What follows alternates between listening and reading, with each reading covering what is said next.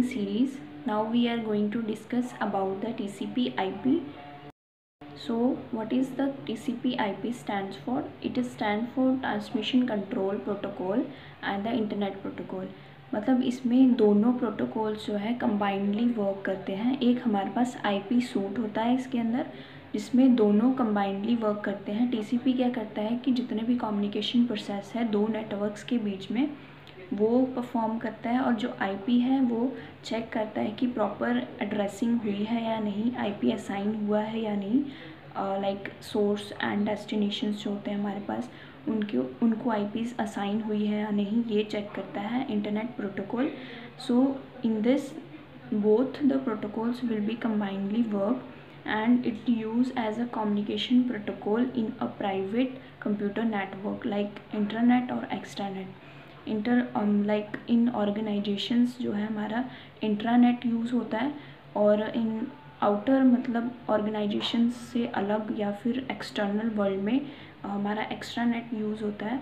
तो वहाँ पर कम्युनिकेशन प्रोसेस जो है TCP/IP के थ्रू ही हेल्पफुल, मतलब इसके थ्रू ही होता है.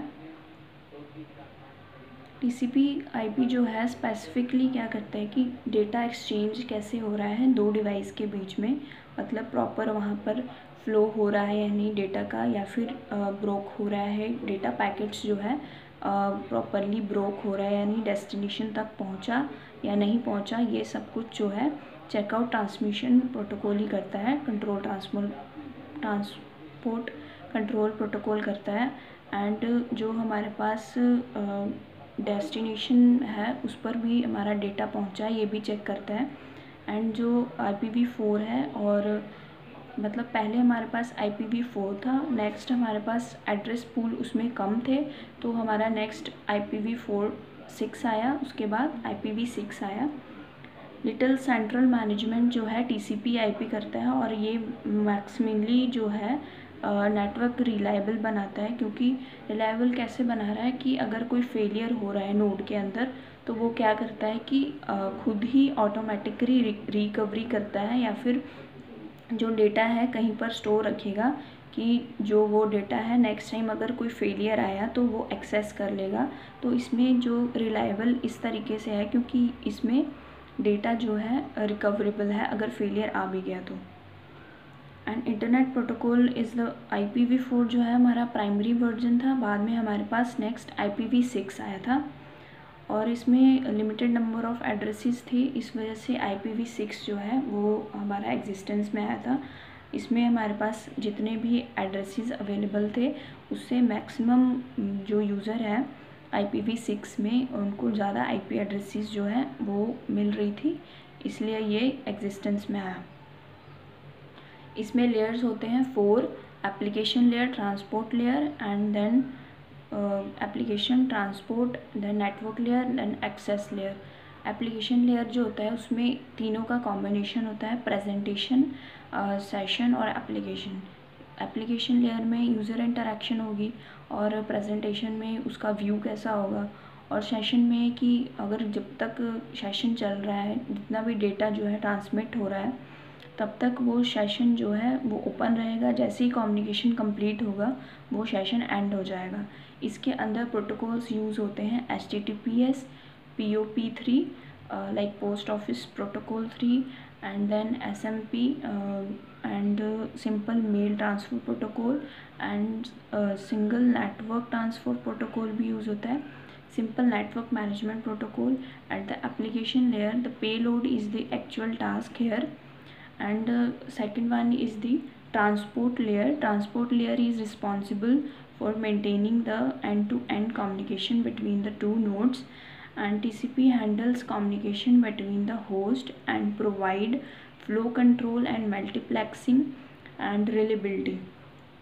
लाइक डेटा की मल्टीप्लेक्सिंग होती है, फिर डीमल्टीप्लेक्सिंग होती है, उसके थ्रू बैंडविड्थ वगैरह यूटिलाइज़ करके जो डेटा पैकेट है वो सेंड होता है. देन ट्रांसपोर्ट लेयर पे क्या होता है कि प्रोटोकॉल्स जो होते हैं यूज़ होते हैं, जैसे कि TCP हो गया और यूज़र डेटाग्राम प्रोटोकॉल हो गया. यूज़र डेटाग्राम प्रोटोकॉल जो है वो which is sometime used instead of TCP for special purposes.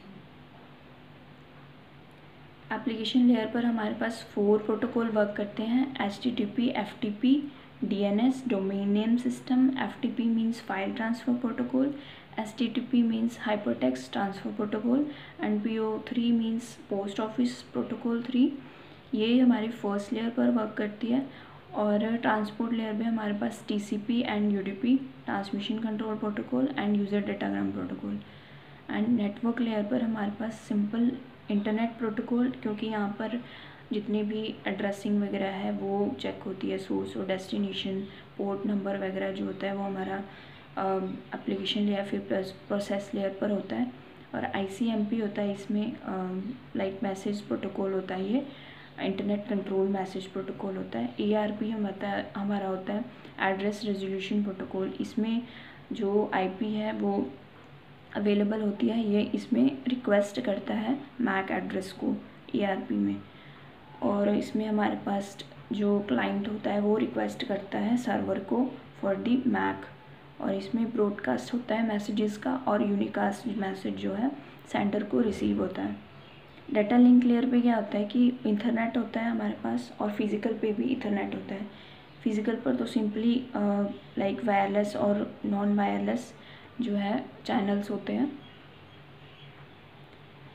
Third है हमारे पास internet layer. Internet layer is also known as the network layer.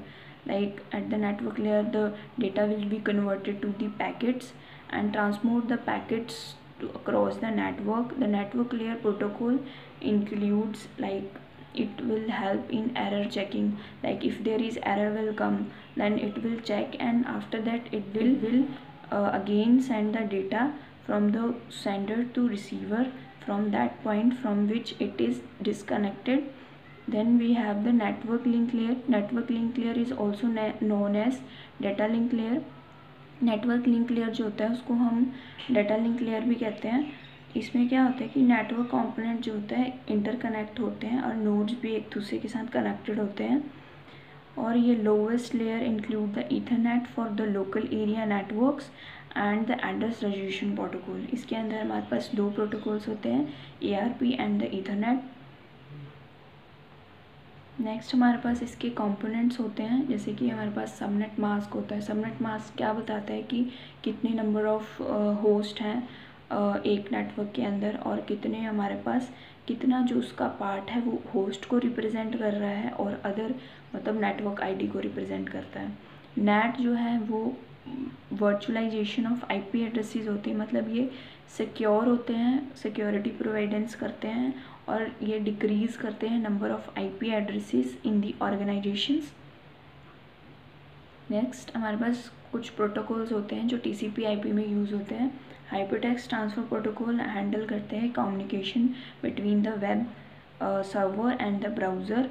Like client और सर्वर का कॉम्बिनेशन होता है, इसमें रिक्वेस्ट एंड रिप्लाई बैक होता है, और इसमें ये प्रोटोकॉल जो है हेल्पफुल है। नेक्स्ट हमारे पास है HTTP सिक्योर। इसमें हमारे पास जो डेटा है वो कम्युनिकेशन होती है, पर इसमें जो हमारा डेटा होता है वो इनक्रिप्टेड फॉर्म में होता है, तो ये मोर सिक्योर होता है देन हाइपरटेक्स्ट ट्रांसफ़र प्रोटोकॉल से।